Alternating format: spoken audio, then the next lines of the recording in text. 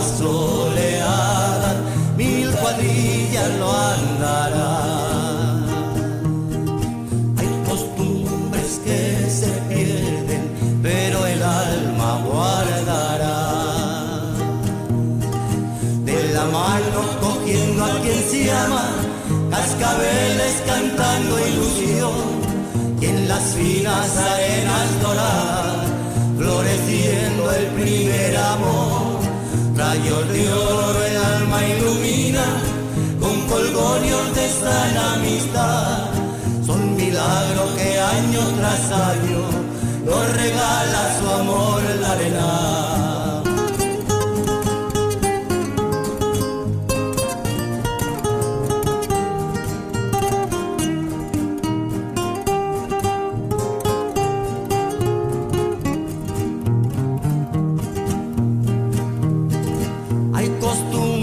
Que se quedan, hay costumbres que se van, pero yo paso la vida sabiendo mirar atrás. Es por eso que no olvido el calor de mi arena,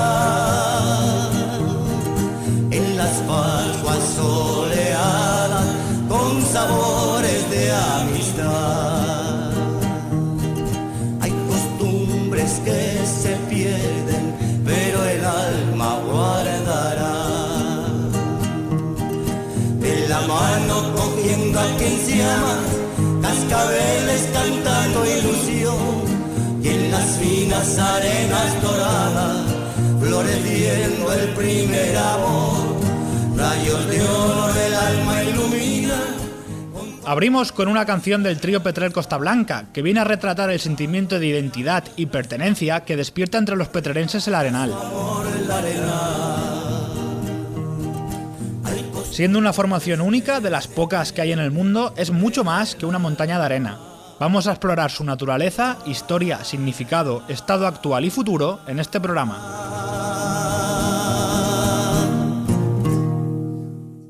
Cuando hablamos del Arenal, estamos hablando en realidad de una duna, una formación dunar que se ha formado en un espacio que no es habitual que aparezcan. Los arenales de interior existen en la península, pero son muy escasos los ejemplares de arenales con las características del que tenemos en el Almorchó, y que anteriormente estaba también en Pruna.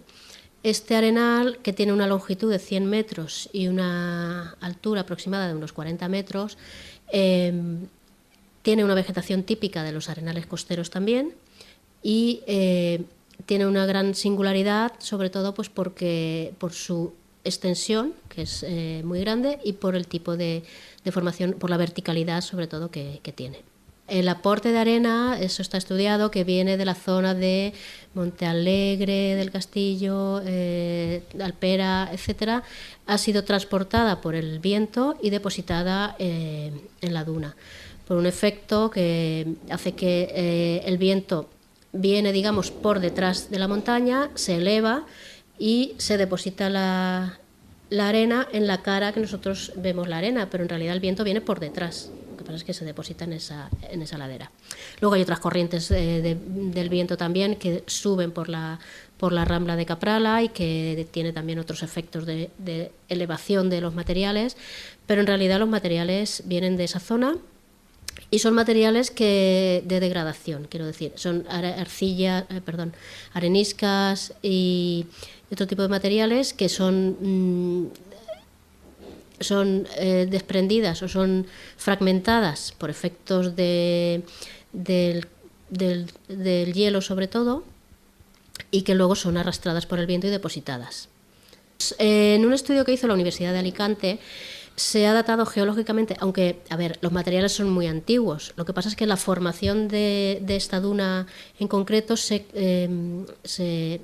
ha estudiado y se supone que se formó en la pequeña edad del hielo, entre los siglos XV y XVII. Fue una época muy fría, con una pequeña glaciación, no es una gran glaciación, pero sí una pequeña glaciación, que hizo que esas temperaturas tan bajas, todo el mundo sabemos o un poco podemos intuir que cuando hay hielo, el hielo se mete entre las fisuras de los materiales, de las rocas, etcétera, y fragmenta y degrada los materiales. Entonces, el efecto combinado del hielo, que hacía que los materiales se fragmentasen, y el arrastre del viento es lo que ocasionó la formación de este espacio. Porque en las referencias históricas que hay de Cabanilles, etcétera, el arenal no aparece. O sea que se supone que fue una formación no excesivamente antigua. O sea, hace unos siglos sí, pero tampoco digamos que está ahí desde el terciario. Aunque los materiales sí que serán antiguos, claro. De hecho, esta zona sabemos que estaba en la época de la era terciaria, estaba bajo el mar, porque se han encontrado fósiles en la zona y formaciones de este tipo. Entonces, esta zona estuvo sumergida, emergió hace entre 60 y 2 millones de años, y después ya pues se dieron todos los procesos geológicos que han dado lugar a la Rambla, a la formación de las montañas, etcétera. Bueno, lo que se considera por parte de los estudiosos, de biólogos, geólogos, etcétera, que están un poco o estudiando estas zonas, es que en general, no solamente en el arenal, sino en general, vamos a ver, pensemos que los materiales, para que el viento los pueda arrastrar, tienen que estar sueltos, tienen que estar degradados. Todos hemos visto a veces, cuando hay un viento fuerte, que cuando pasamos por un campo de cultivo, el viento levanta mucho polvo, se hacen como nubes de polvo, ¿vale? ¿Qué ocurre en la actualidad? Pues en la actualidad lo que nos dicen los científicos es que hay, digamos, varias circunstancias que están alterando lo que sería el proceso de formación del arenal, el aporte de arenas. Por una parte, las barreras artificiales, digamos, pues las barreras de infraestructuras, autovías, AVE, etcétera, que alteran el régimen de vientos, y sobre todo el cambio de usos del suelo. Pensemos que los campos de cultivo, la superficie cultivada en España ha disminuido en una cantidad importante. Claro, si incluso en algunos campos que se siguen cultivando, pero con otras técnicas de cultivo, lo que ahora se llama el no cultivo, que es no labrar el terreno. Se sigue abonando, se sigue regando, etcétera, pero no se labra. Si no se labra, el suelo se compacta y entonces ya no queda el material, ya no está suelto, ya no está disgregado, de manera que el viento lo pueda desplazar. Entonces, esos efectos combinados de que no hay material disponible y además hay barreras físicas, pues parece ser que es la causa de que esté disminuyendo en gran medida el aporte de materiales a estas superficies dunares. A ver, los procesos geológicos, estamos hablando siempre de procesos que son a muy largo plazo. Pueden acelerarse o pueden hacerse más lentos, dependiendo también muchas veces de las actuaciones que se hagan para ello, para favorecer o para frenar estos procesos. Hay procesos en los que difícilmente podemos influir, como esto, el que se cultiven los campos o el que no se hagan infraestructuras, ahí va a ser difícil. En los que sí podemos influir, que es en evitar, por ejemplo, el pisoteo, que este tema supongo que entraremos después, pues sí que conseguiremos quizás frenar un poco el proceso. Pero yo pienso que a largo plazo el arenal puede quedar bastante reducido, sobre todo lo vemos ya, si comparamos fotografías de hace 30, 40, 50 años con las actuales, ya vemos que la pendiente es menor, que existen ya zonas que están como hoyos, como hondonadas. Se nota que ya hay una alteración de los materiales. Han influido otros factores, como la retirada de materiales de la base, que esto se produjo en los años 60-70, obras que haya podido haber también en la Rambla, en la infraestructura de la Rambla. En fin, son muchos los factores que han influido y que han alterado, digamos, lo que era el proceso natural, lo que hubiera sido el proceso natural. Natural siempre entre comillas, porque claro, no podemos considerar que la agricultura es un proceso natural. La agricultura, al fin y al cabo, es un proceso que realizamos los humanos, es una actividad humana.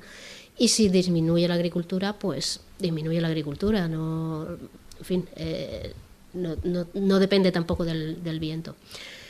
Que haya podido influir otros factores como las lluvias que hayan aumentado o disminuido, alteraciones en el régimen de vientos, etcétera, pues son cosas que no se han podido estudiar, porque para hacer ese tipo de estudios hay que tomar plazos de tiempo larguísimos que pues no se han realizado y pues posiblemente se realicen alguna vez, pero la verdad que no lo podemos saber.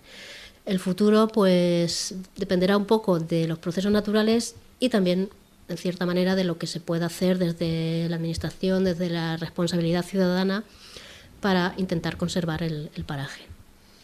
Pues hace poco estaba yo leyendo documentación que hay, pues cosas investigadas y demás, y en realidad el acceso al Arenal, la tradición de ir al Arenal en el Día de Mona, tampoco es muy antigua. Por lo que yo he leído, parece ser que había como 3 puntos, que uno era Ferrusa, otro era Santa Bárbara, y el tercero no recuerdo cuál era, pero como que el Arenal no era un punto tradicional de ir a Pascua. Pues quizá en los años 60, 50, no puedo muy bien yo datar ese tema porque tampoco yo estaba aquí, pero sí que parece ser que se empezó relativamente tarde, o sea, ya bien entrado este siglo, a ser tradicional la visita al Arenal. En principio, pues era una actividad más. Bien es cierto que, aunque era muy puntual, porque era solamente un día el que era tradición de ir al Arenal, la tradición, digamos que era seguida por la gente del pueblo. ¿Qué ocurre? Que con la proliferación de los medios de comunicación, con el acceso o la disponibilidad de medios de comunicación, del vehículo, de motos, etc., este tema se disparó. Hubo un crecimiento exponencial, hubo un crecimiento enorme en una serie de años. Yo ya estaba trabajando aquí cuando nos encontramos ante la tesitura de que voy a nombrar un fenómeno que a mí me parece curioso, pero que realmente tuvo su importancia. El hecho, por ejemplo, de que aquí haya habido tradicionalmente, bueno, desde bastantes años, mucho profesorado que era interino y que venía, estaba un año o dos y a lo mejor se desplazaba a otra población, pues hizo que, como ya era tradicional ir al Arenal, el conocimiento de este paraje se extendiese mucho. Entonces llegó un momento en los años 90 ya, que ya al Arenal no se iba solamente un día, uno de los días de Pascua, sino que ya se generalizó el acceso al Arenal durante bastante tiempo y con muchísima gente. Ahí hemos llegado a tener presencia de 2.000, 3.000 personas en un solo día.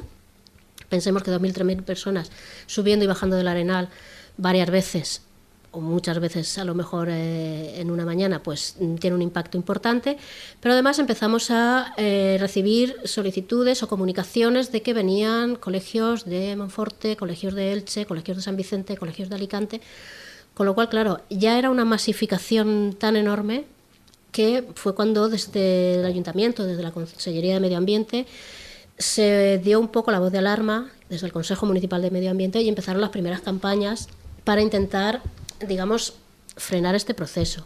Se hicieron unas campañas de sensibilización antes de ser declarado espacio protegido, sobre todo a los colegios, recomendando que no se accediese a este paraje, ofreciendo otras alternativas. Pensemos que también coincidimos con la época en que se adecuó el campamento de Caprala, un poco más tarde se adecuó la finca Ferrusa para el acceso de grupos y demás, y entonces intentamos, digamos, frenar esta presión tan enorme que estaba teniendo el Arenal. Y a raíz de ahí también salió la figura de paraje natural municipal, se iniciaron los trámites y se declaró la figura de paraje natural municipal. Bien, podemos decir que las figuras de protección del Arenal, en el año 2000 se declaró la primera figura, que es la de microrreserva de flora, porque coincidiendo también en esa etapa con un desarrollo mayor de estudios y de investigación en distintos temas, de flora, de fauna, etcétera, se localizó y se puso en evidencia que ahí había también una serie de especies vegetales de un altísimo interés botánico, especies endémicas, raras o amenazadas, que es lo que decreta Consellería, que había que preservar, porque son especies de gran singularidad. También animales, aunque sean de poca entidad, pero hay escarabajos muy específicos que son de estas zonas, etc. Entonces se declara la microrreserva de flora y en el año 2002 se declaró el paraje natural municipal. Y dentro de los usos que se permiten y no se permiten, se optó o se decretó que se iba a limitar el acceso al paraje. El acceso a la subida de la duna, no el acceso, se puede acceder al paraje, se puede caminar por la base, se puede estar en el entorno, pero no se puede subir a la duna. ¿Por qué? Pues porque el impacto sobre la arena, yo también confieso que he sido una niña que ha ido al Arenal en Pascua, aunque yo no vivía aquí, pero yo tenía aquí familia y yo aquí he venido muchas veces en vacaciones y en verano y demás, y yo también he subido al Arenal. Y todos sabemos que cuando pisamos la arena se desplaza hacia abajo. Pensemos que el impacto de miles de personas haciendo esta actividad, pues claro, hubiera provocado la desaparición de la arena de una manera acelerada. Las consecuencias de cerrar el acceso al público en general, solamente se puede acceder para hacer estudios científicos o, en fin, o para actividades muy concretas y muy especializadas, ha tenido varias consecuencias. Una de ellas ha sido, que todos hemos visto, pues que la vegetación se ha ido tapizando parte de la duna. Y esto es verdad que para mucha gente ha sido percibido como un abandono del espacio, como algo que se perdía y como una sensación de pérdida. Es verdad que como elemento identitario, como decías, como un paraje percibido por la gente de Petrer como un espacio muy propio, donde se ha disfrutado mucho, donde yo recuerdo una frase de Toñina que me decía: la piel de los niños, la piel de los habitantes de Petrer está marcada por la arena del Arenal, y es verdad, es algo que es muy visceral, muy vital, y que es una pena que hayamos tenido que llegar aquí. Yo sinceramente pienso que si no se hubiesen tomado estas medidas, el Arenal hubiera acabado desapareciendo tal y como lo conocemos. Bien, dicho esto, sí que es verdad y es cierto que se ha producido un incremento grande de la vegetación y que ha retapizado, ha evolucionado a ir cubriendo parte de las arenas. También tengo que decir que en los últimos años, bueno, ahora ya vamos a hablar de un tema más desagradable, si queremos, que es el tema de presupuestos. En el devenir de este tiempo se hace un seguimiento continuo de la evolución del Arenal, de la vegetación que va tapizando, en qué manera, qué especies, etc.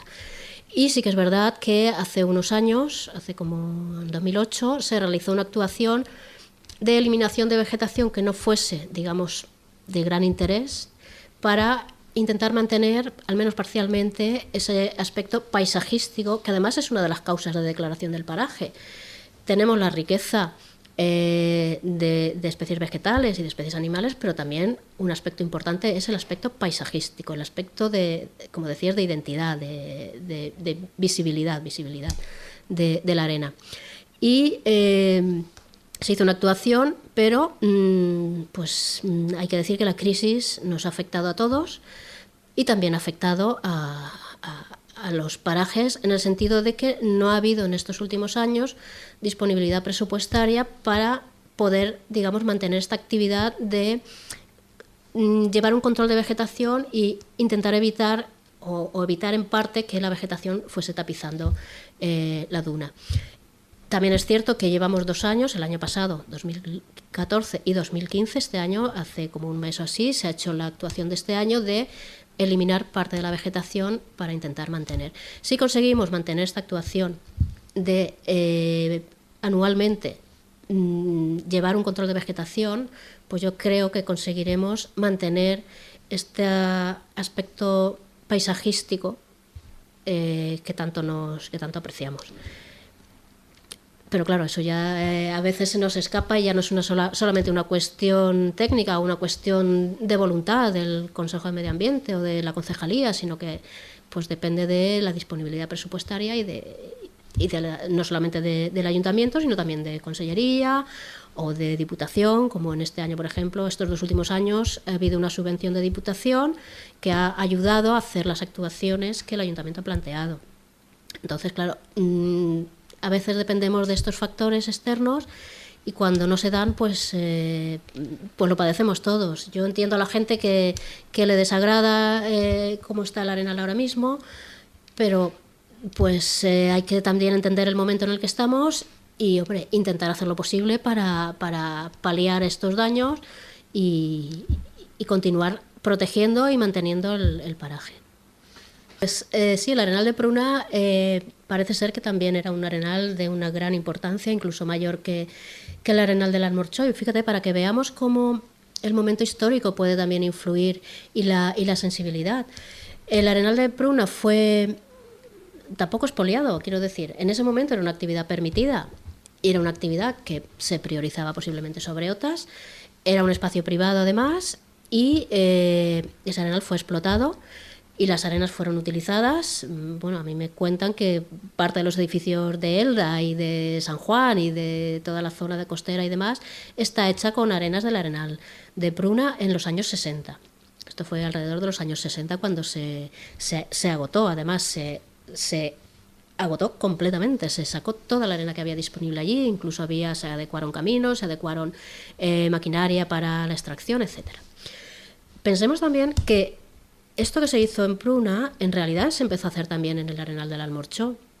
En el Arenal del Almorchó, en los años 70, se empezó a extraer arena también destinada, según documentación que he podido leer últimamente, documentación de investigadoras de la población, destinadas en principio para una fábrica de vidrio de Denia y más tarde para fábricas de la Ollería, donde se llevaban la arena para fabricación de vidrio. Una de las primeras medidas que tomaron los ayuntamientos democráticos en los años 70, finales de los 70, cuando se formaron los primeros ayuntamientos democráticos, precisamente fue parar la explotación de estas arenas, intuyendo quizás, o ya en los primeros inicios de una cierta sensibilidad social hacia el patrimonio natural, hacia la riqueza ecológica o biológica de nuestra población, y fue de las primeras actuaciones que se llevaron a cabo. Esto posiblemente también influyera en que el arenal haya descendido y tenga menor nivel y tal. Pensemos que si tú tienes un talud y eliminas la base, pues lógicamente el talud se va a ir desplomando. Entonces, claro, todo esto lo que pasa es que se hizo en una etapa en que pues no se hacían estudios, no había todavía esa sensibilidad, no había todavía las universidades próximas que pudieran llevar un seguimiento, etcétera, y quizás no sabemos, no tenemos datos para cuantificar si eso realmente fue así o no, pero sí que es cierto que estos espacios que en principio eran percibidos por la población como una zona simplemente de explotación o de recursos, pues la percepción social evolucionó y actualmente pues ya hay una percepción social de conservación del patrimonio y de conservación de los espacios de gran interés geológico, biológico, botánico, patrimonial, ambiental, de paisaje, etcétera. Entonces, creo que es una riqueza para todos y que debemos de conservar. Bien, pues es cierto que los usos deben de cambiar, han cambiado de hecho y deben de cambiar, pero también es cierto que se está haciendo un esfuerzo grande por ofrecer a los visitantes otra manera de acercarse al arenal. En estos momentos, en el punto de información del Arenal, en la caseta informativa que tenemos dispuesta allí, hay un servicio de guías donde todas las semanas, todos los domingos a las 11 de la mañana, hay una visita guiada gratuita que cualquier persona que le interese conocer el paraje o conocer las riquezas que contiene o las figuras de declaración, etcétera, pues puede acercarse y puede disfrutar de esa visita guiada.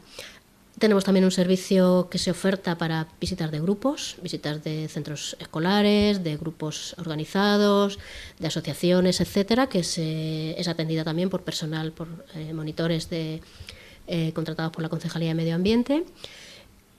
Se han diseñado 2 itinerarios, uno más largo y otro más cortito, uno que va solamente por la base de la duna, y otro que es un poco más largo, que llega hasta la zona del Arenal Pequeño, la Casa del Dols, etcétera, para poder conocer todos los elementos que componen este paisaje, que no solamente es, como decíamos, la arena, sino que hay mucho más. Hay vegetación, hay formación geológica, hay fauna, hay, en fin, muchos elementos interesantes. Se ha editado también, tenemos disponible también una audioguía que cualquier persona que lleve un sistema de reproducción o sea, un teléfono móvil un poquito moderno o una tableta o algo así, puede descargarse con un código QR que da acceso a la página web y de ahí puede acceder a la audioguía y hacerse esos itinerarios autoguiados con una voz en off que le va contando los distintos elementos del paraje.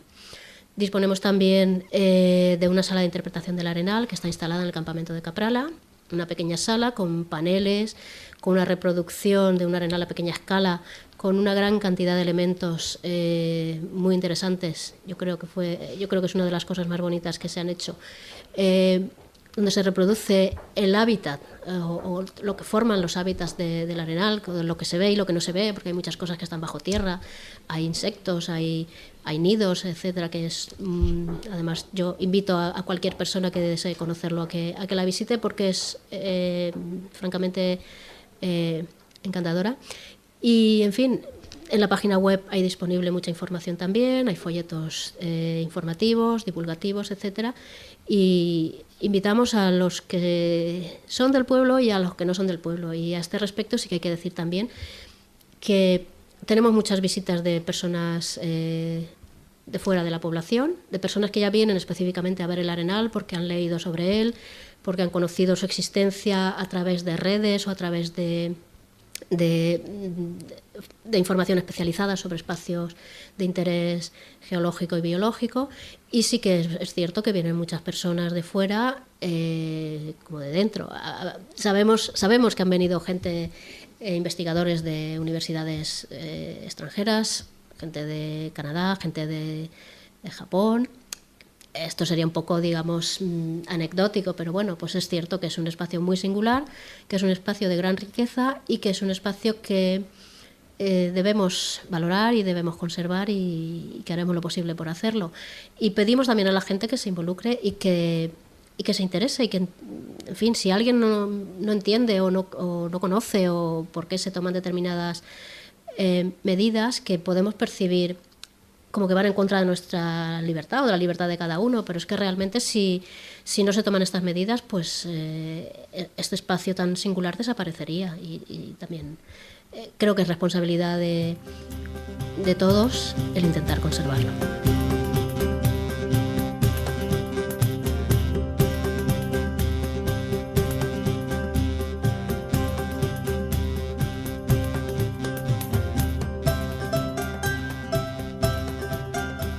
Este es el punto de información ambiental sobre el Arenal del Almorchó, alrededores y también algunas rutas que tenemos.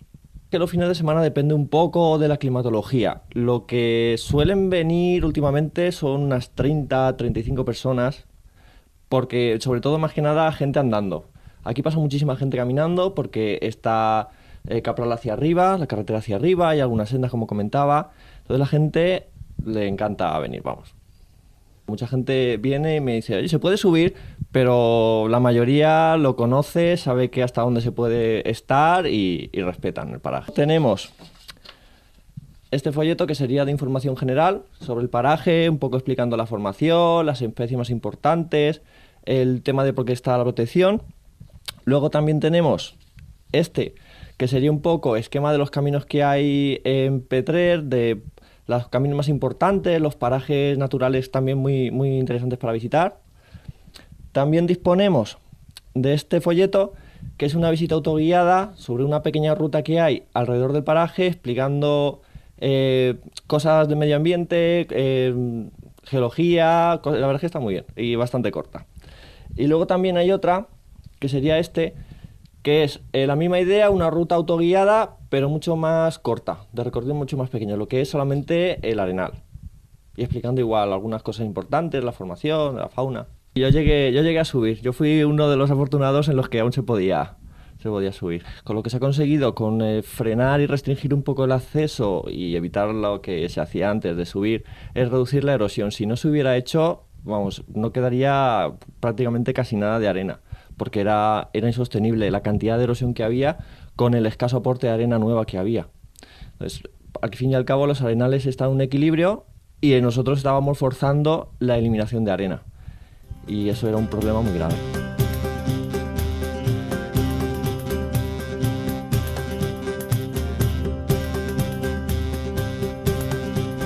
Bueno, primero que voy a comentar es la formación. El arenal empezó a formarse en el siglo XVII aproximadamente, porque fue una época en la que bajó muchísimo las temperaturas, de hecho se conoce como la pequeña edad de hielo.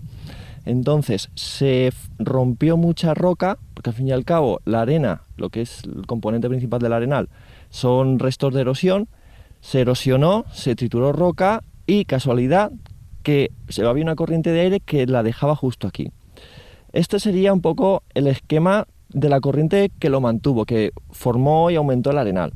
Originalmente, por la forma de las montañas y del río, había una especie de canal, un conducto, que sería la primera imagen, en el que una corriente de aire iba recogiendo toda la roca triturada, toda la arena, desde Villena más o menos, depositaba, continuaba todo el canal, que sería la imagen B, llegaba hasta la parte de atrás de la montaña y por la forma de las rocas de arriba iba depositando la arena, formando lo que es el arenal en sí mismo. Continuó un poquito para allá y formó el resto de arenales pequeños que hay por la zona del valle.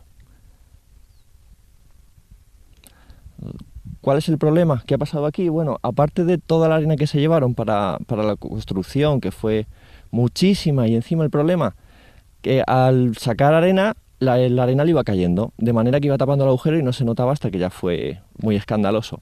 Aparte de toda la que se llevaron, como comentaba, aquí ha pasado igual que la costa. Al construir tapando la corriente de aire, ya no hay aportes.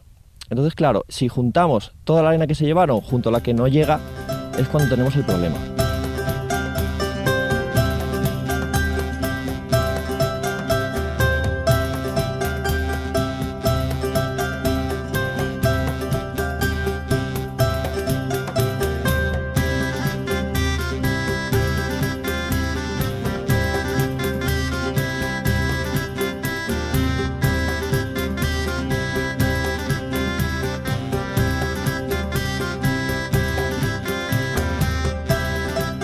Mediterráneo, que es el que estamos, hay muchas especies que se tienen que adaptar para poder sobrevivir. Uno de los casos especiales es esta planta. Esta planta, que ahora está chiquitita, se llama pegamoscas, su nombre vulgar. ¿Por qué? Porque nosotros, si tocamos las hojas, produce una sustancia un poco pegajosa, de manera que se queda adherida.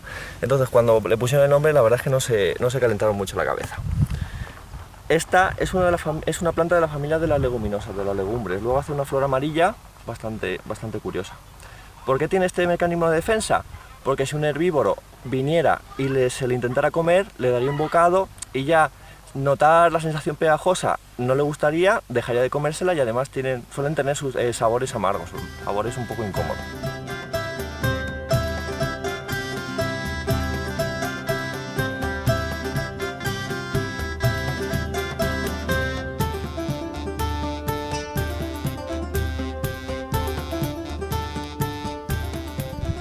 Otra planta también curiosa es esta que tenemos aquí, esta planta chiquitita de flores blancas.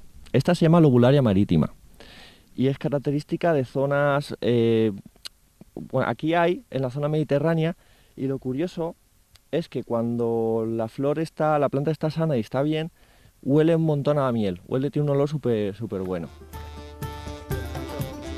Dale.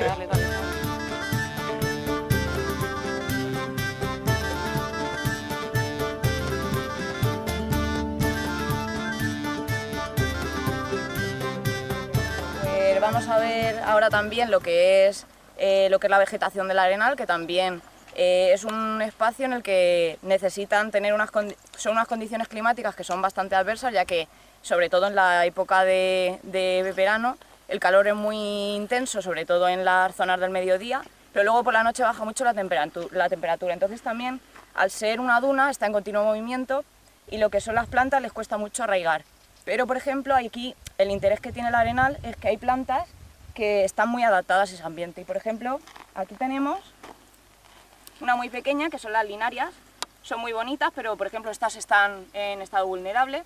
Luego también, por ejemplo, tenemos los teucrium, que son los tomillos...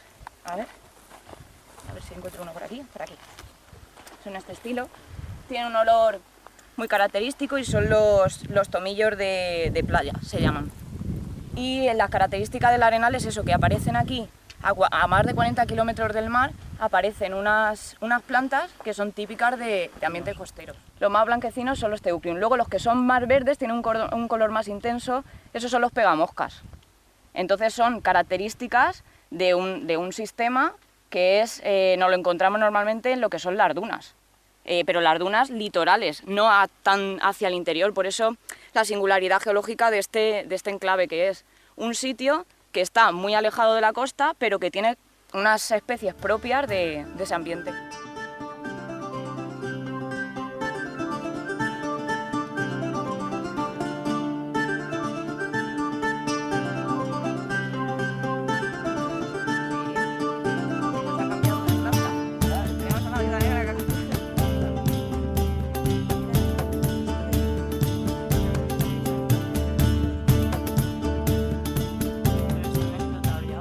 En esta liaga tenemos una cosa muy singular porque es un nido de araña. Normalmente las arañas, aquí hay dos tipos, las tarántulas, las que hacen un agujero en el suelo y están al acecho, que pase alguna presa despistada, entonces salta y se la come. Esas son bastante complicadas de encontrar, puesto que como está enterrada en el suelo, tiene mecanismos, o se echa arena encima, o se pone una especie de tapa para no ser encontrada. En esta planta hay nido de viuda negra. La viuda negra hace una especie de embudo, una trampa, en el que ella pone los huevos y lo protege recubriéndolo con o piedrecitas o con cadáveres de insectos que se ha alimentado. ¿Por qué? Lo primero, para darle cobertura, le está tapando, el otro animal que quiera devorarlo no lo va a encontrar. Además le da soporte físico, de manera que si lloviera o si cayera cualquier cosa, estaría protegido. Y encima, al ser normalmente residuos de color oscuro, pues las piedrecitas son colores más oscuros, o los escarabajos suelen ser de color negro, lo que hace es que dentro del nido aumenta la temperatura. Así que dentro pone los huevos, al aumentar la temperatura hace una especie de incubadora y las crías salen antes. La duna en realidad no es una montaña de arena, sino que lo que es la arena se ha superpuesto encima de una montaña que había anteriormente. Y, por ejemplo, si nosotros excaváramos por debajo de la duna, lo que encontraríamos serían unas marcas blancas que cuando sigamos el camino las veremos, pero aparte también sí que se ven unas calcarenitas que están en la zona superior, que es toda la parte en la que la gente anteriormente, cuando después de subir al arenal, lo típico era meterse dentro de las cuevas. Las calcarenitas, esas cuevas que se han formado las calcarenitas, es debido al viento, es una erosión eólica, ya que los pequeños granos de lo que es la arena, van golpeando la roca y eso lo que hace es erosionar, entonces el viento también tiene fuerza. Esas cuevas, además, que están formadas en calcarenitas, hay algunas, cuando se van erosionando, hay algunas rocas que van cayendo, que son las rocas que podemos ver más grandes, sobre todo en la parte del talud. Y además, si nos fijamos, tienen fósiles, porque son unas calcarenitas que se formaron en un ambiente en la época miocena y se formaron en un ambiente en el que en esta parte había costa. Entonces, vemos lo que son las conchas y fósiles de organismos que eran marinos. Y luego también, por ejemplo, podemos ver que tenemos zonas en las que sí que hay vegetación y zonas en las que no. Eso es debido a que hay zonas en las que la arena está más estable y las plantas les da tiempo a entrar en ese suelo y poder crecer. Sin embargo, hay otras zonas en las que se está moviendo la arena, entonces cuando tenemos una planta pequeña, el aire lo que hace es taparla. Entonces esas zonas, por ejemplo, sabemos que son zonas dinámicas de la arena. Aparte de aquí, por ejemplo, podemos ver una zona en la que tenemos una duna. En realidad, además de una corriente de aire que venía del norte-sur, tenemos también una corriente que entra justo al revés de la rambla, es decir, desde abajo. Entonces lo que hace es arrastrar la arena hasta la parte de arriba de la rambla. Esta planta se llama Launia fragilis y es bastante más importante de lo que parece. ¿Por qué? Hay un insecto que es uno de los que están con mayor protección, que es la Paratriodonta alicantina, que es un endemismo de ecosistemas dunares por su ciclo de vida. ¿Por qué? Porque resulta que muchos insectos tienen la fase de larva y la fase de adulto, alimentándose de cosas diferentes para no poder interferir. El problema de la Paratriodonta es que está muy ligada a esta planta, tanto en larva como en adulto. La larva, en su estadio, vive enterrada alrededor de esta planta y se alimenta de las raíces. Cuando supera su estado larval y sale el adulto se alimenta del polen de las flores.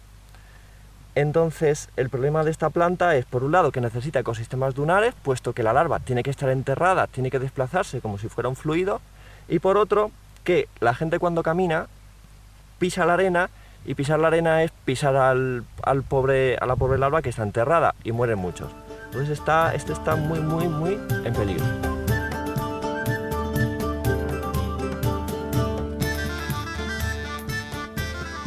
Este punto es muy interesante porque, aparte del simbolismo histórico, porque aquí venía justo en la zona esta del almendro, hay un montón de fotos en casi todas las casas por el punto del almendro.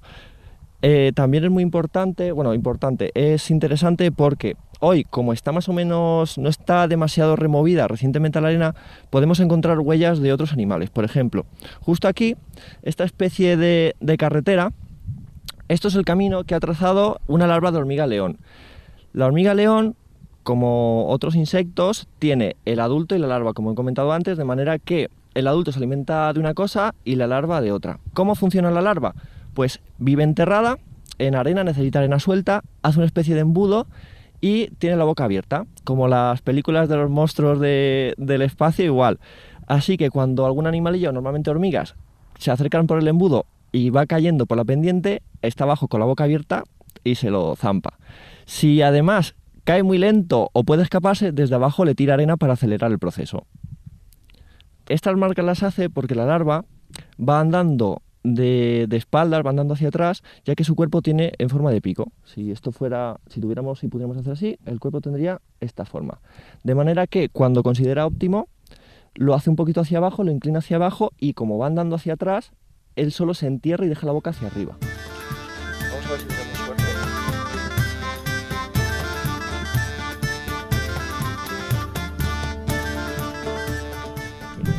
La larva de hormiga león tiene la cabeza muy dura porque es lo que va a estar asomado hacia afuera, pero en cambio el abdomen, el cuerpo es muy blando, por lo que lo tiene que tener enterrado, y cuanto más tiempo esté enterrado, más difícil es que un depredador se alimente de ella.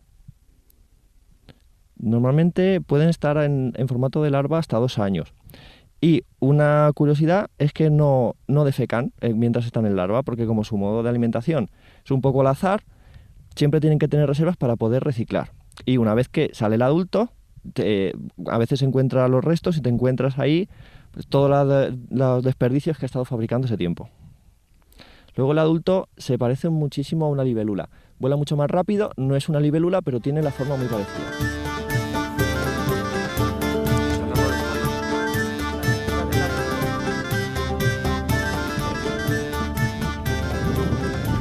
Una característica también muy importante de este ecosistema dunar es que si tú lo ves a grandes rasgos, está claro que es un ecosistema dunar, pero realmente está compuesto por pequeños microecosistemas. Por ejemplo, la temperatura.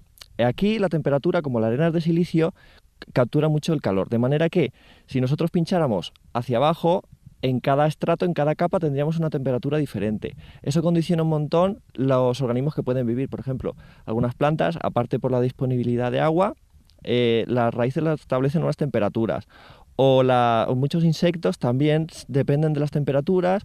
A lo mejor en verano es demasiado cálido la superficie y tienen que penetrar más en la arena. De manera que todo esto condiciona que no sea tan homogéneo y que exista mucha más diversidad de organismos. Bueno, pues ahora nos vamos a ir hacia la pinada, vamos a cambiar un poco de ambiente y vamos a ir hacia lo que es la pinada, que es de Pino alepensis, tiene un sotobosque que es de espino negro y de enebro, y luego también nos vamos a encontrar algunas plantas que son aromáticas como el romero, el cantueso y el tomillo también. Y este bosque de Pino alepensis se hizo de repoblación. Lo que pasa es que en realidad lo que deberían de haber plantado sería otro tipo de pino más común en esta zona, que es el pino rodeno o el pino piñonero. Pero bueno, se plantó ese por el rápido crecimiento que tenía.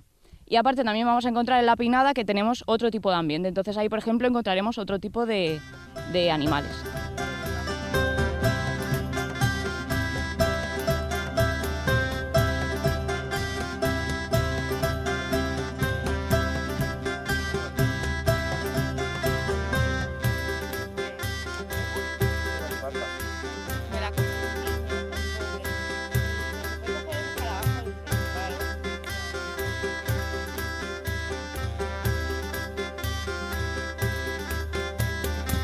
Aquí podemos ver unas cuantas setas que están saliendo de la tierra. Aquí en lo que es en el paraje del Arenal, en cuanto cae un poquito de agua, al día siguiente de los 2 días hay muchísimas setas saliendo.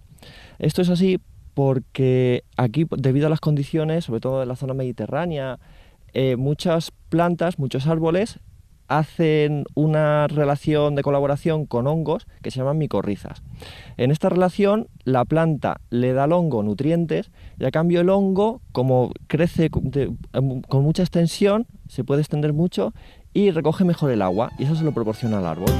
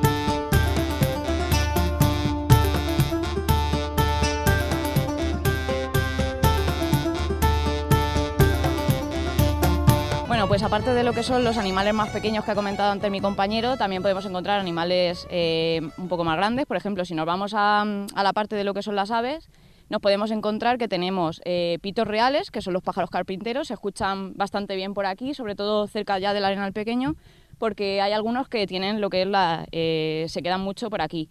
Entonces, luego también, por ejemplo, tenemos los abejarucos. Lo que pasa es que ahora en invierno no se ven porque lo que hacen es, en la época de frío, se van a África. Entonces luego ya vienen en la época estival y entonces hacen los agujeros en la pared. Sobre todo le gusta mucho intentar hacer agujeros en los huecos donde están las cárcavas, que son estas zonas que vemos aquí de erosión del agua. Luego dentro del grupo de rapaces tenemos los cernícalos. Hay una pareja de cernícalos que caza mucho por lo que es la duna del Arenal.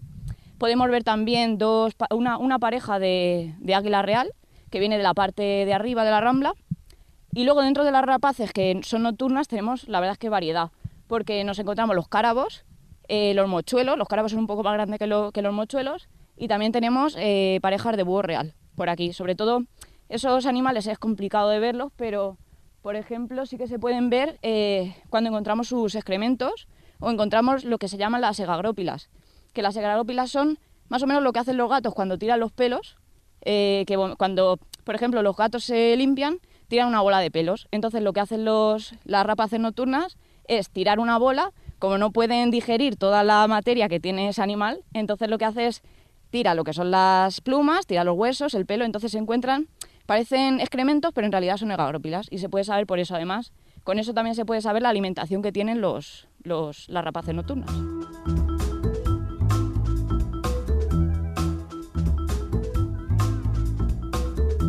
En este tampoco se puede subir. Hay mucha gente que piensa que aquel es el que está protegido y este no, pero sin embargo lo que es el paraje natural llega hasta justo la ladera de detrás del Arenal Pequeño.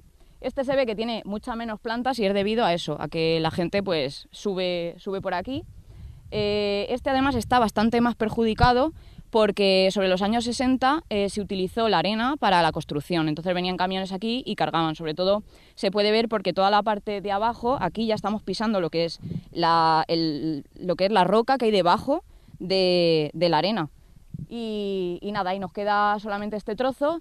Luego vamos a ir por aquella parte y veremos justo detrás de los pinos que todavía están las señales de cuando lo que son las excavadoras arrancaban la arena para cargarla en los camiones. De hecho, en esa época había otro arenal, que es el Arenal de Pruna, que está justo detrás de esta montaña, y ese arenal no lo cargamos del todo, y era incluso más grande que lo que es el Arenal del Almorchó. Por eso es tan importante proteger esta zona y poder conservarla. Entonces, sí que es verdad que como ahora mismo, por ejemplo, no hay aporte de arena, porque lo que son el viento para traer la arena se encuentra con muchos obstáculos, por ejemplo la autovía o el polígono. Entonces lo único que podemos hacer es conservar lo que tenemos y aguantarlo para poder conservarlo. Los mamíferos que encontramos, aparte del zorro, y también encontramos el jabalí, que son muy características también las pisadas, también encontramos de jineta. Lo que pasa es que la jineta tiene unas huellas muy pequeñas que son de este estilo y es bastante raro encontrarla, sobre todo en la arena. Pero si nos vamos acercando hacia la rambla cuando llueve, que la arena, que lo que es un limo, que sí que se quedan más marcadas las huellas, pues se pueden ver y son muy características, porque tienen la forma de la almohadilla, parece un trébol. Entonces se pueden ver bastante bien. Normalmente las de zorro son más alargadas, tienen, igual que los perros, son muy parecidas a los perros, entonces lo que tienen es 2 almohadillas laterales y luego otras 2 centrales.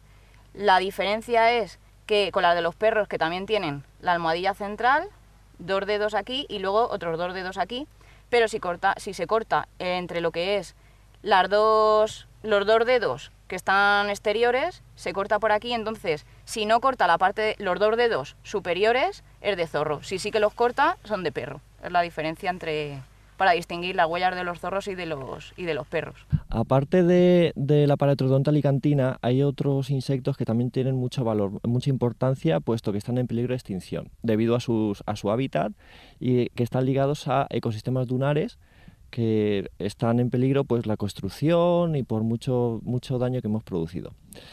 Otros más importantes también que tenemos en este paraje sería Herodius parvus, que es este que tenemos aquí, y Philan rivesi. Los dos, si os fijáis, más o menos tienen la misma estructura más o menos, es decir, tienen las patas de delante aplanadas, el cuerpo lo tienen, parece que sea aerodinámico, puesto que en su modo de vida, como está ligado a la arena, necesitan muchas veces esconderse y necesitan nadar, entre comillas, por la arena. Con estas formas y con las patas aplanadas lo pueden utilizar como remos para facilitarlo. Hay otros animales que, aunque no los podemos ver directamente, podemos detectar su presencia pues, a través de restos o de huellas, como es este caso. Aquí podemos ver estos montones de cagarrutas que son de conejo, puesto que los de la zona normalmente tienen un sitio en concreto donde van a depositarlas. Por lo que está claro que aquí hay conejos. Además, si nos metemos en este sitio, que es un poco escondido, detrás de estos pinos, hay una sombra bastante fresca y bastante humedad, por lo que es fácil encontrar o hongos, setas o también plantas con bulbos, plantas con tubérculos. Por lo que los conejos aquí se sienten más tranquilos, más resguardados y, como podemos ver, hacen agujeros en el suelo para comérselas.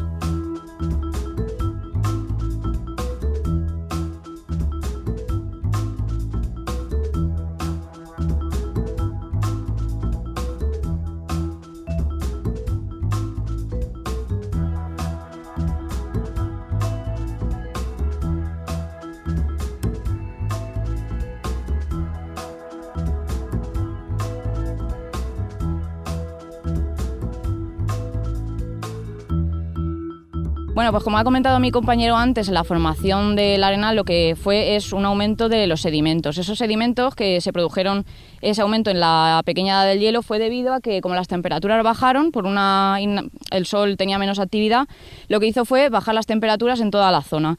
Y entonces lo que hizo fue provocar un fenómeno que se llama de crioclastia.